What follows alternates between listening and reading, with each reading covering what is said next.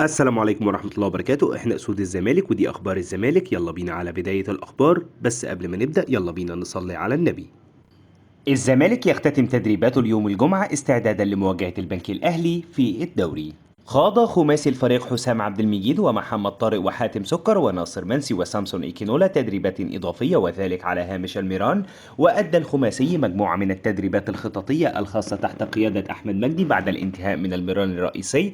يأتي ذلك ضمن البرنامج الموضوع للاعبين وينفذ على مراحل لتجهيز الجميع بالشكل الأمثل للمباريات. وقام أوسوريو ومدحت عبد الهادي بمتابعة الفقرة الخاصة بهؤلاء اللاعبين. من المقرر أن تقام مباراة الزمالك أمام البنك الأهلي يوم السبت المقبل 7 أكتوبر في تمام الساعة 7 مساء على استاد القاهرة الدولي. عماد البناني لم تحدث أي مفاوضات بشأن ملف غرامة كهرباء، وما تردد حول هذا الأمر خلال الأيام الماضية عار تماما من الصحة، وشدد الجهة الوحيدة في الوقت الحالي التي يحق لها التفاوض في ملف غرامة كهرباء هي اللجنة الثلاثية المكلفة بإدارة الزمالك، وسواء أنا أو أعضاء اللجنة لم ندخل في مفاوضات مع أي جهة بشأن غرامة كهرباء.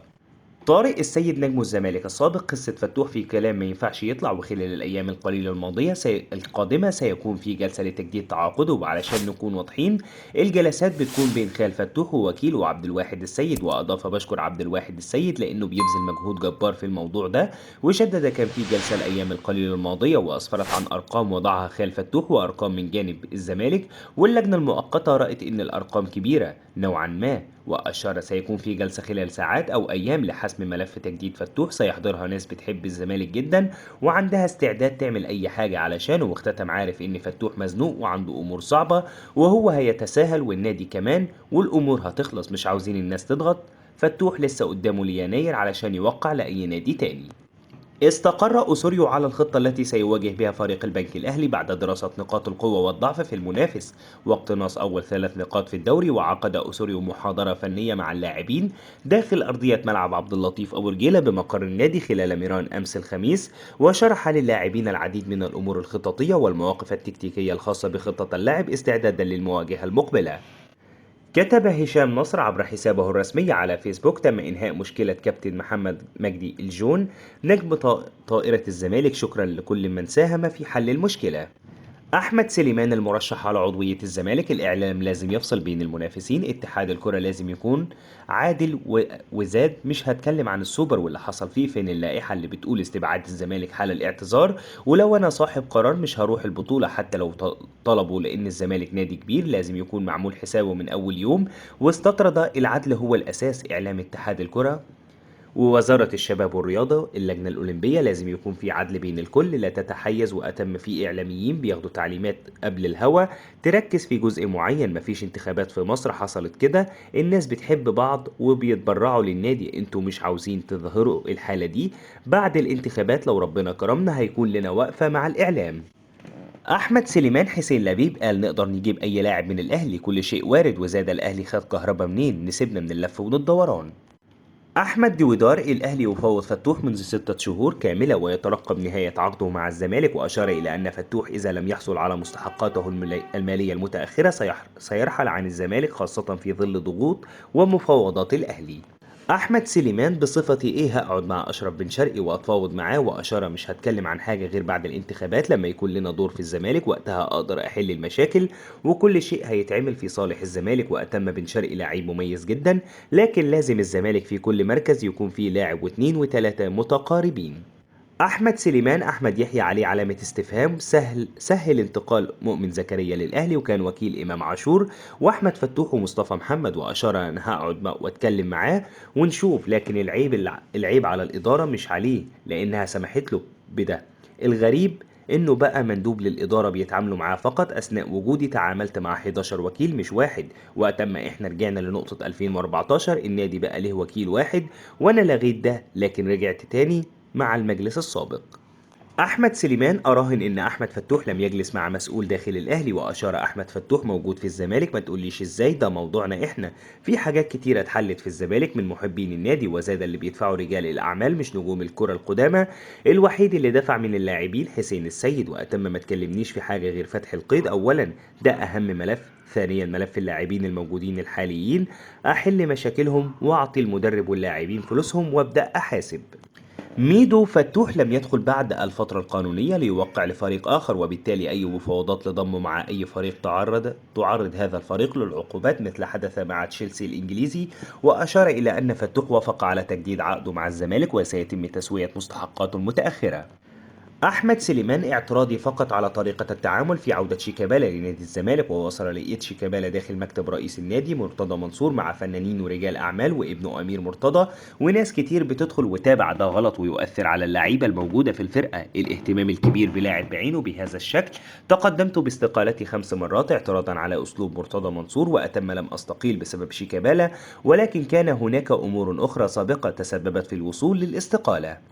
ماجد فاروق الحنبلي المرشح على مقعد رئاسة الزمالك: أنا زملكاوي من أعضاء النادي وشاهدت صراعات كثيرة، وهناك مقدرات عديدة تم إهدارها مثل القيمة السوقية لنادي الزمالك، ومن هنا قررت الترشح لرئاسة النادي لأن هدفي إنهاء الأزمات والصراعات. وأضاف: هناك أزمة قانونية في موضوع الطعون الانتخابية في ظل عدم وجود مركز التسوية والتحكيم. تعرضت للهجوم بشكل غير طبيعي لمجرد أنني قررت تحسين العملية الانتخابية لا خلافات مع حسين لبيب أو فاروق جعفر، لكن من حقي كمرشح تحسين الانتخابات خصوصا في ظل وجود عوار في أوراق الترشح. من الوارد تقديم طعون بعد الانتخابات. لا أريد أن يتم فهم قراري بشكل خاطئ مثلما حدث في الانتخابات السابقة مع جمال عبد الحميد.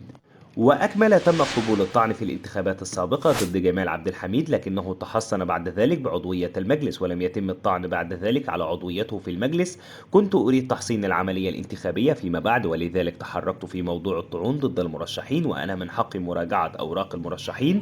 وفوجئت بعدم اكتمال أوراق حسين لبيب وطلبت منه مراجعة ملفه. فوجئت بأنه لم يتحصل على كارنيه العضوية إلا خلال اللجنة المؤقتة التي ترأسها حسن موسى. ووصل كان هناك توصية من المجلس السابق إلا بعد أن يقوم حسين لبيب باستيفاء أوراقه مثل إيصال السادات بتحويل عضويته من رياضية إلى عاملة، وكذلك موافقة مجلس الإدارة على ذلك. أسعى إلى تحصين انتخابات الزمالك من الطعون بعد انتهائها. وحول برنامجه الانتخابي قال: في البداية الجمهور أصبح لديه حس رياضي كبير، ولا بد من الاستفادة من رموز النادي من خلال العمل في شركة الكرة التي سأرغب في تأسيسها على الفور، ويتولى رئاستها أحد رموز النادي. والركيزة الثانية إنشاء فرع 6 أكتوبر بنظام الشراكة مع الرعاة أو بنظام المنفعة. ولماذا لم يتم طرح شركة للنادي الزمالك بالبورصة على غرار الأندية العالمية؟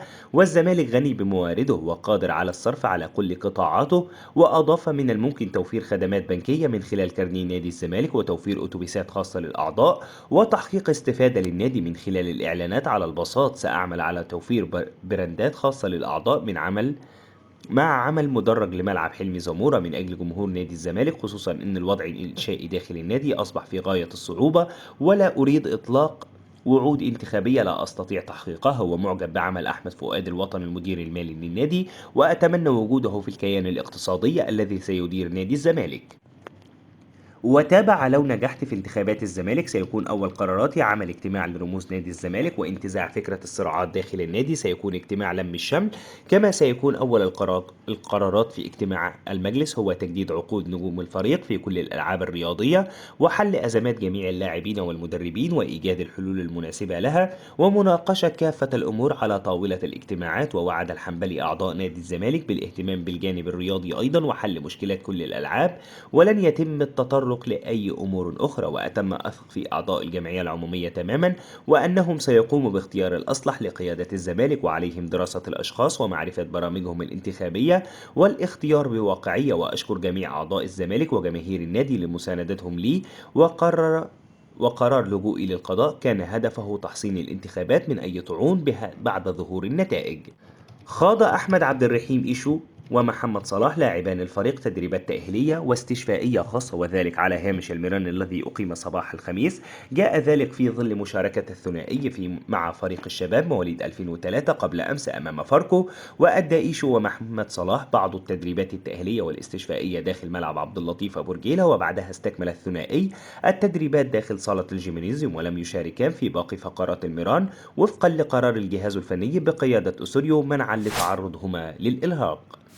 روي فيتوريا: سمعت كتير قبل كده إن مصر بتعاني في مركز حراسة المرمى، لكن الكلام ده غير صحيح. وتابع: أنا معايا 3 حراس وممكن أختار 4 حراس تانيين، ومحمد صبحي حارس جيد وأنا معجب بيه وملعبش آخر ماتش بس، وعنده قدرات إنه يبقى حارس كبير. وأكمل: محمد صبحي هو الحارس الوحيد في الدوري اللي عمره أقل من 25 عام وبيشارك أساسي. لازم صبحي يعدي بخبرات كبيرة مع منتخب مصر.